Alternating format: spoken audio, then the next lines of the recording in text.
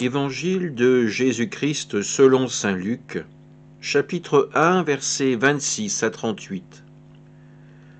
En ce temps-là, l'ange Gabriel fut envoyé par Dieu dans une ville de Galilée, appelée Nazareth, à une jeune fille vierge, accordée en mariage à un homme de la maison de David, appelé Joseph.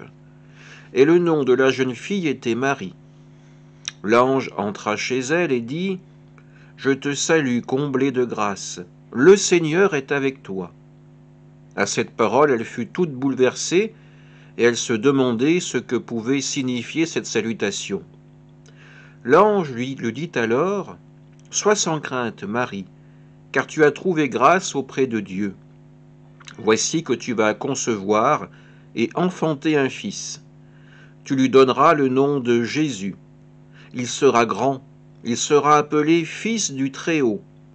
Le Seigneur Dieu lui donnera le trône de David, son père.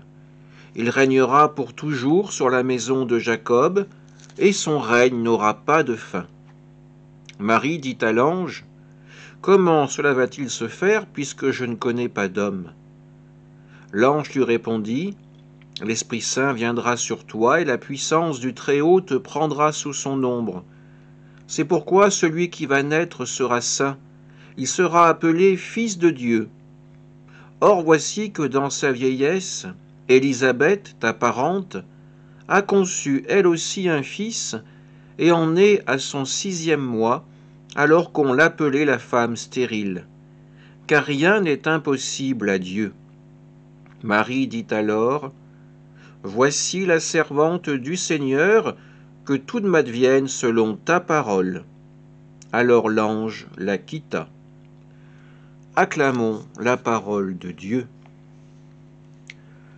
Un récit que nous connaissons bien, celui de la visitation, de l'annonciation faite par l'ange à Marie, que le Seigneur lui offre de devenir la mère du Sauveur. Nous pouvons imaginer la surprise, peut-être même la crainte de cette jeune fille devant cette divine apparition, et surtout devant les paroles qu'il lui tient. Elle, jeune fille modeste, peut devenir la mère du Sauveur, sauveur de son peuple, mais aussi sauveur de toutes les nations, c'est-à-dire de l'humanité.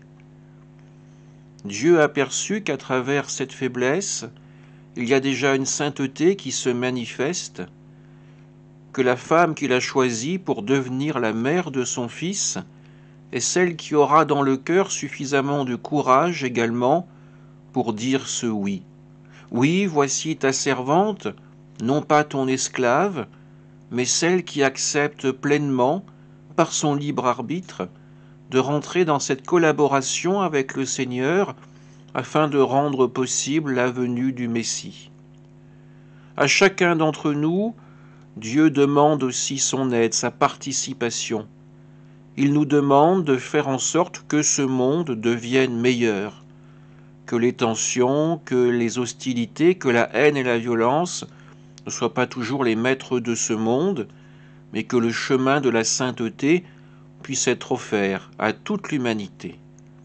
Alors en ce temps de l'Avent, entendons cette invitation du Seigneur et œuvrons ensemble à la construction de ce royaume de paix et de justice. Amen.